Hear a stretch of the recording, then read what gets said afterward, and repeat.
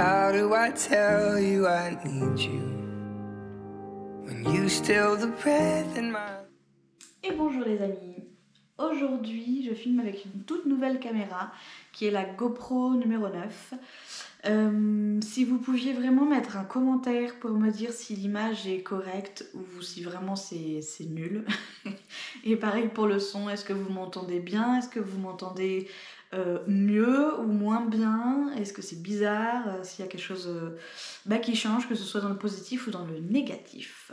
Maintenant, passons à la vidéo du jour qui va être, je vais vous présenter ce que j'ai acheté chez Cultura et aussi ce que j'ai reçu par Vinted, des achats que j'ai fait sur Vinted.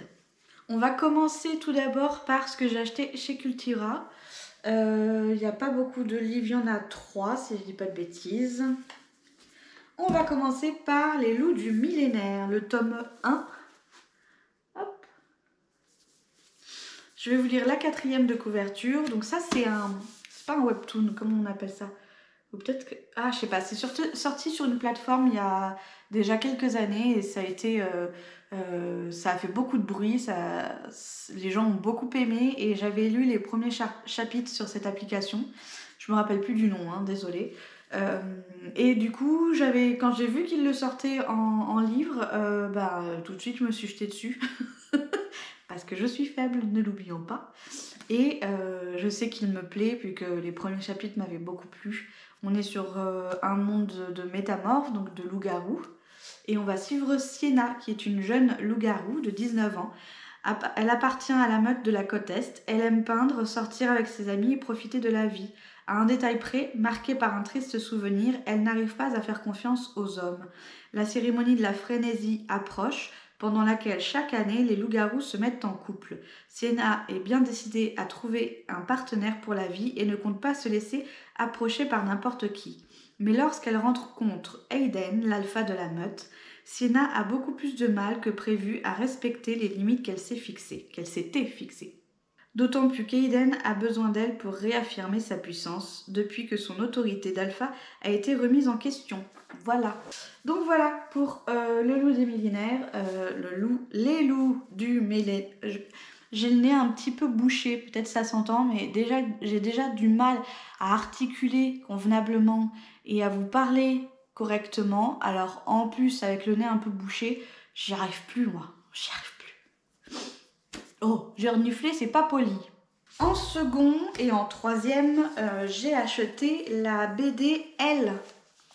Hop, le premier tome et le 2e tome. Alors, je sais pas si vous en avez entendu parler. Alors, je l'ai déjà lu, hein, parce qu'à peine rentré, à peine ça a été dévoré. Et c'est génial. C'est une tuerie. C'est autant pour... Alors, je vais reprendre un petit point avant. C'est que Les Loups du Millénaire, c'est de Sapira... Oh la vache! C'est de Sapir A. Englard. Chez Hugo Roman, c'est de la Romantessie. Ok? Hop. Ensuite, pour la BD, elle, c'est de Aveline Stockart et de Kid Toussaint pour les illustrations. Et c'est chez Lombard. Donc, pour cette BD que j'ai déjà dévorée, je l'ai trouvée sublime. Pour ce qui est des graphiques qui sont vraiment très très beaux. Les couleurs sont mignonnes comme tout. Hop. Donc là-dedans, on va parler d'une jeune fille qui s'appelle Elle et qui a plusieurs personnalités. Elle en a en tout 5 ou 4, je sais plus. Elle en a beaucoup trop. Et on va rencontrer chacune de ces personnalités au fil des tomes. Et il va y avoir un grand mystère autour de ça. Je sais pas si je le vends très bien, mais je vous jure que c'est mystérieux, amusant, il y a de l'humour, c'est drôle, c'est palpitant, c'est intriguant et mystérieux comme je l'ai dit, parce que vraiment vous vous demandez que se passe-t-il dans la tête de cette jeune fille. Voilà. Ensuite, je vais vous présenter les livres que j'ai reçus de chez Vinted. On va commencer par Strawberry Moon, la fille de la lune de Leila Lopez. Et ça a été publié chez Hachette Roman. Hop, alors je ne l'ai pas lu pour l'instant. C'est un roman graphique, je dirais, parce que vous avez et des pages de texte et des illustrations comme ceci. On est dans des couleurs un peu sombres, oh, quoique non, pas tant. Bon, là, la dame prend son bain, mais c'est bon, il n'y a pas de... Il n'y a rien de trop vilain à montrer. Voilà, donc là on va suivre Diana qui mène une vie solitaire. C'est le destin d'une sirène, d'une fille de la lune. Mais voilà que le conseil de la lagune l'autorise à gagner la terre ferme à une seule condition, qu'aucun humain ne découvre jamais son identité. Diana découvre alors une nouvelle vie sur le campus universitaire bordé par la lagune. Elle rencontre des étudiants comme elle, mais elle rencontre aussi Aiden. Bientôt cette existence paisible est troublée par d'étranges événements. Des étudiants disparaissent plusieurs heures, puis réapparaissent comme vidés de leurs âmes. Ça a l'air tellement intriguant, moi j'aime trop. Ensuite, je vais vous présenter Cassidy Blake, livre 1, Chasseuse de fantômes de Victoria Schwab, publié chez Lumen, que j'ai reçu donc de chez Vinted. Hop. C'est un livre, c'est un roman jeunesse. Il n'y a que du texte et vous avez... non, ouais, les parties... non, on s'en fiche, oubliez ce que je viens de dire. Voilà, donc le résumé est un peu long. Je vais essayer de vous le résumer moi-même rapidement. Donc on va suivre Cassidy qui s'est noyée. Et à la suite de ça, elle a le pouvoir de soulever le voile qui sépare le monde des vivants du monde des morts. Elle a un meilleur ami qui est un fantôme et elle va, avec ses parents, elle va déménager ou juste partir pour l'été, pardon, je sais pas trop bien. Elle va partir dans la ville d'Édimbourg en Écosse où là-bas, eh ben, c'est une ville carrément hantée et elle va rencontrer donc plein de fantômes mais elle va aussi rencontrer une jeune fille qui a les mêmes dons qu'elle et donc grâce à ça va lui permettre de découvrir son étrange talent et tout ce qui se cache autour de ça. Voilà. Ah, j'ai oublié, chez Cultura, j'ai pris aussi La chasseuse et l'alchimiste. Hop, en hardback. D'ailleurs, je ne sais même pas s'il existe en brochet, celui-ci. Sûrement. Vous avez une jolie carte à l'intérieur. Le jaspage est de toute beauté. Regardez-moi ça.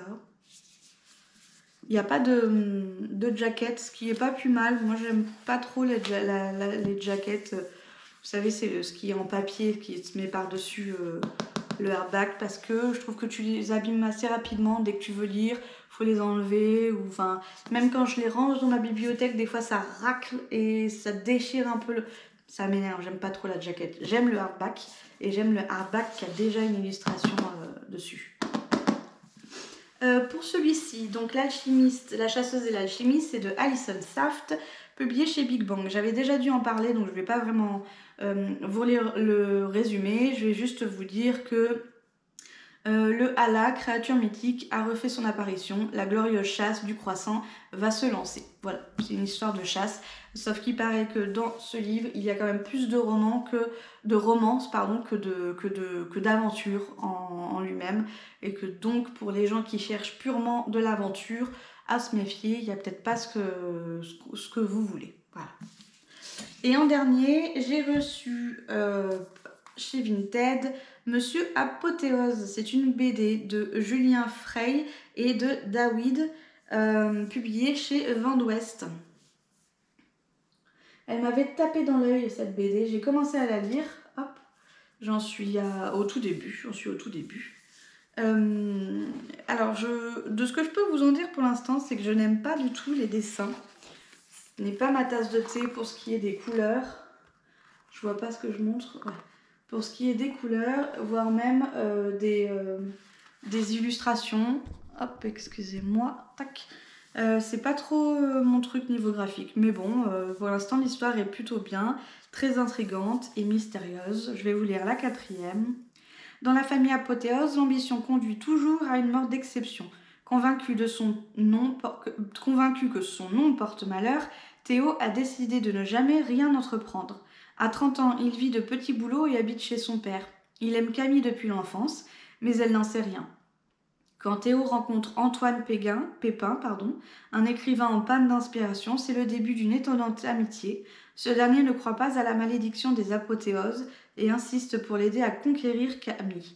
Julien Frey et David nous offrent une comédie décalée et réjouissante qui nous amène à réfléchir sur la réussite, nos plus beaux échecs et nos rêves de jeunesse. Voilà, je vous ferai un update lecture quand j'aurai lu cette BD et lu tout le reste. Ce que je peux vous dire du coup sur elle que j'ai déjà lu, c'est que vraiment c'est trop bien. C'est vraiment trop bien, vous devez absolument la lire, j'insiste là-dessus. Ça se lit en 30 minutes, c'est plié, donc allez-y. Et je pense que ça, vous pouvez le donner à des ados ou même de jeunes enfants, genre à partir de 8 ans, je pense qu'il n'y a aucun problème. Pour ce qui est par contre de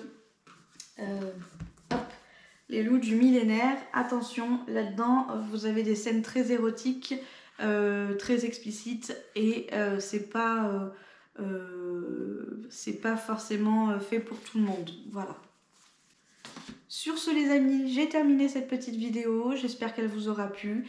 N'hésitez pas à vous abonner, à mettre un pouce, comme ça, c'est vous qui voyez, ça m'aide beaucoup à comprendre ce que je dois faire de mieux, de moins bien, tout ça. Je vous remercie et je vous dis à la prochaine vidéo. Salut!